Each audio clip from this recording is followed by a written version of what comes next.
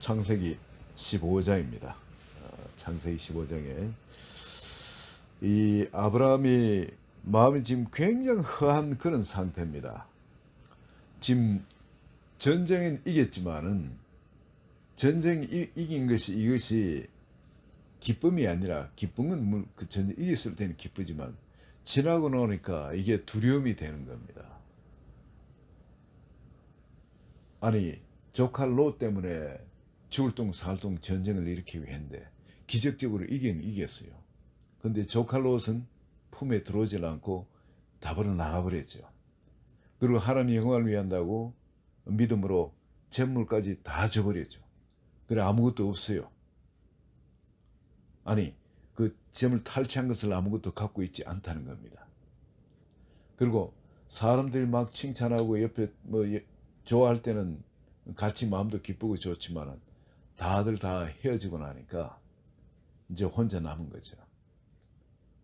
이때 두려움이 임하는 것이 뭐냐면, 내가 이 소득이 하나도 없잖아요. 지금 전쟁이 이겼지만 남은 것은 두려움밖에 안 남은 거 뭐냐면, 저 4개국 왕이 가나안 땅을 쳐들어왔을 때 완전 그 모든 나라를 다 점령하고 이겼는데, 그런 강한 군대가 언제 쳐들어올지 모르는 겁니다.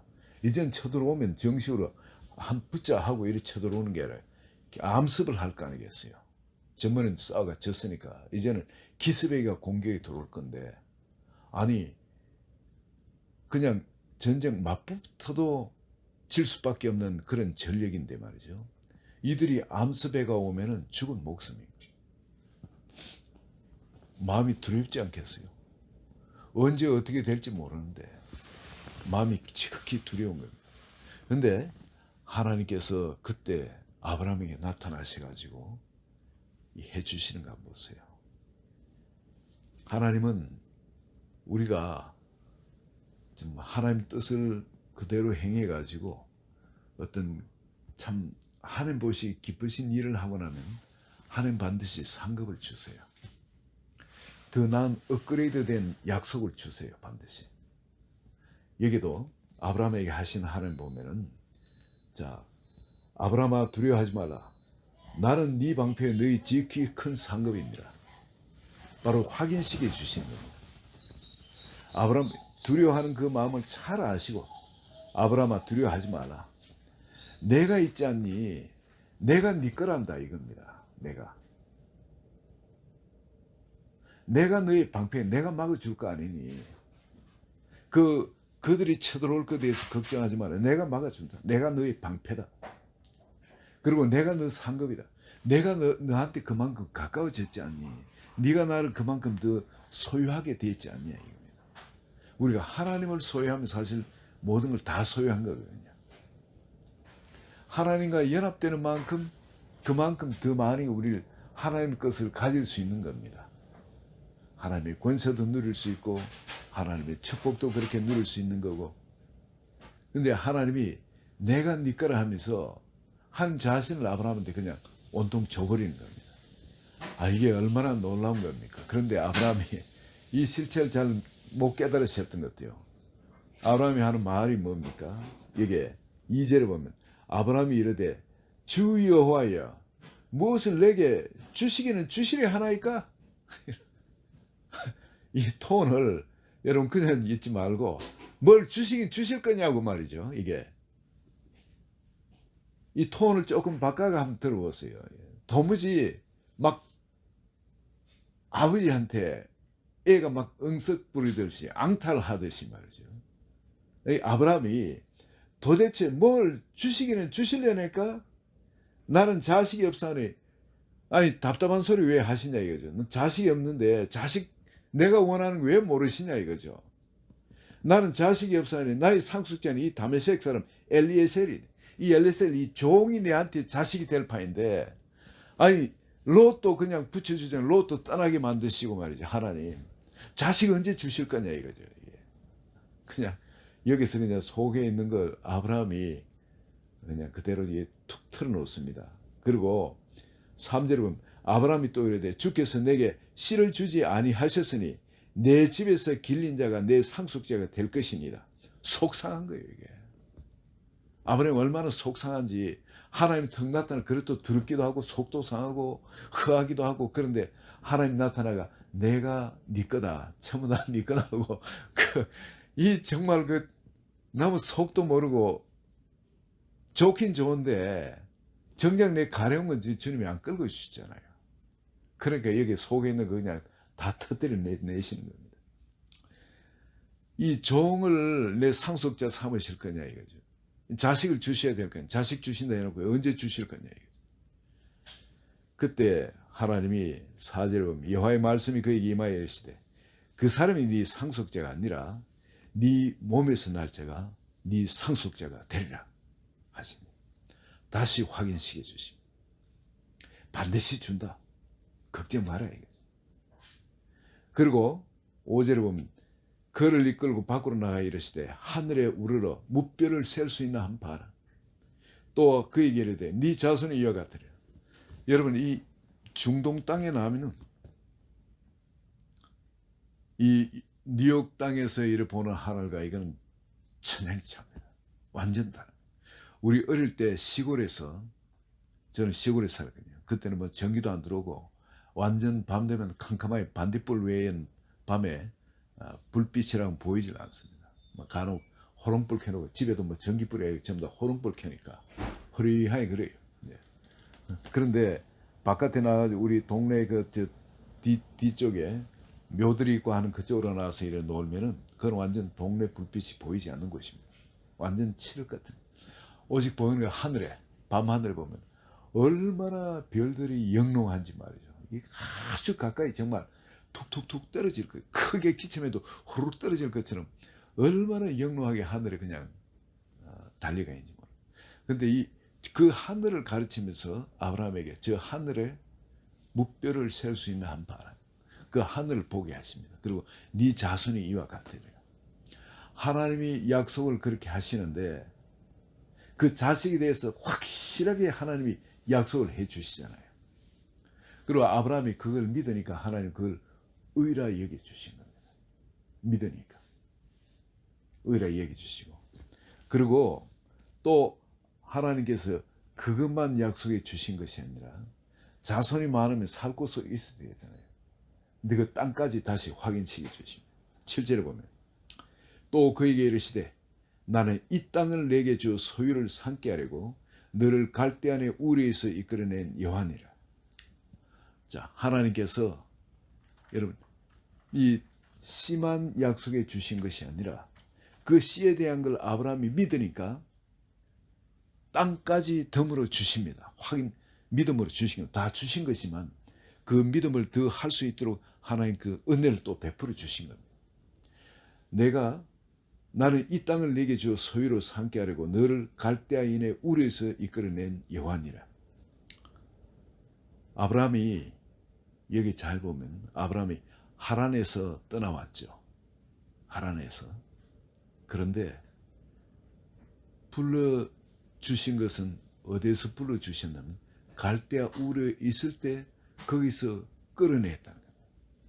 근데 그 비전은 누구한테 줬나? 아버지 데라한테 주셔가지고 그 갈대아 우르에서 끌어낸지 모릅니다. 근데 데라가 갈대아 우르에서 나와서 가나안 땅으로 가려고 하다가 하란에 머물러서 거기서 죽습니다. 더 이상 가지 않고. 그런데 하나님은 그럼 갈대아 우르에서 하란까지는 데라를 끌어내는데 데라를 사용하시고 거기서부터는 또 아브라함에게 정식으로 말씀하셔가지고 그 본토 친척 아버지 집을 떠나가 아버지는 말 안 들으니까 자기는 안 들어. 아브라함한테 주셔가지고 일로 가나안 땅으로 인도하신지 모릅니다.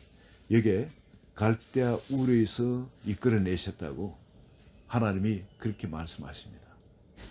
그리고 아브라함이 근데 이 땅을 지금 아직까지 이 소유권 등기 이전된 게 아무것도 없거든요.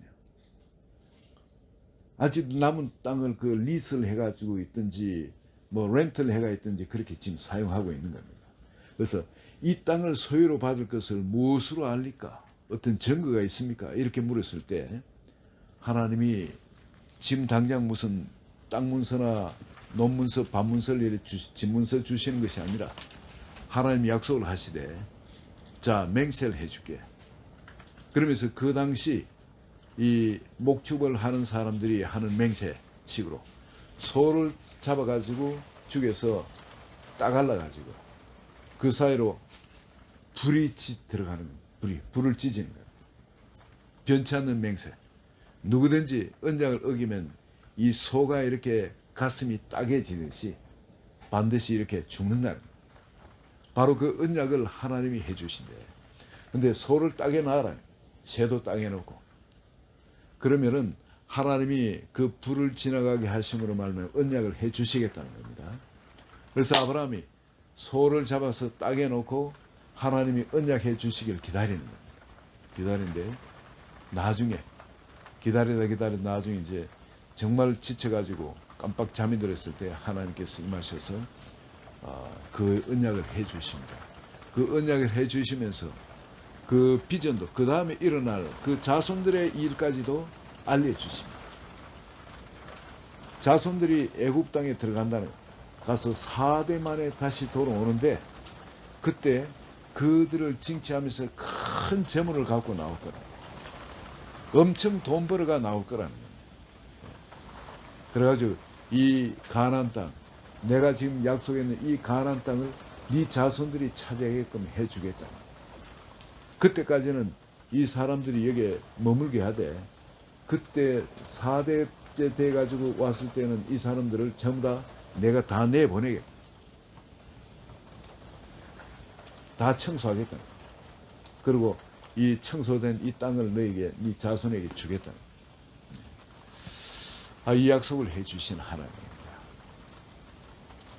여러분, 우리도 신앙생활을 하면서 뭔가 하나님이 내가 기도하고 뭐 하면 하나님이 일하 주실 거는 분명히 하나님 거짓말 안 하시니까 기도 응답을 해 주실 거라 이렇게 믿고 기도를 하는데 기도 응답이 빨리 일어나지 않으면은 이렇게 답답해지는 겁니다.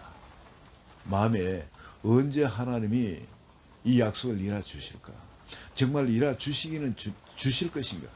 아브라함처럼 이렇게 회의가 오고 다시 되묻고 싶고 다시 어떻게 확인받고 싶어 하거니 이런 것이 우리 사람입니다. 사람인데 하나님은 아브라함이 이렇게 정말 하나님 앞에 되묻고 정말 뭐 이루어 주시기는 자식을 주시긴 주실 거냐고 하죠. 그렇게 따지고 뭐 해도 하나님은 화를 내거나 그러시질 않고 다시 맹세까지 하시면서 약속을 확인시켜 주십니다. 하나님 분명히 우리에게 우리를 복의 근원으로 만들어 주신다고 말씀하셨습니다. 그리고 우리를 위하는 자에게는 하나님이 위해 주시고 우리를 해꾸지 않는 사람한테는 하나님이 해꾸해 주시겠다고 보호해 주시겠다고 약속을 하시고 우리를 복의 근원으로 만들어 주신다는 것은 영적인 복뿐만이 아닙니다. 우리 혼적인 복, 마음의 행복까지도 기쁨까지도 자유까지도 평안까지도 우리에게 다 주시는 거예요. 그리고 우리 육체적인 복도 주세요.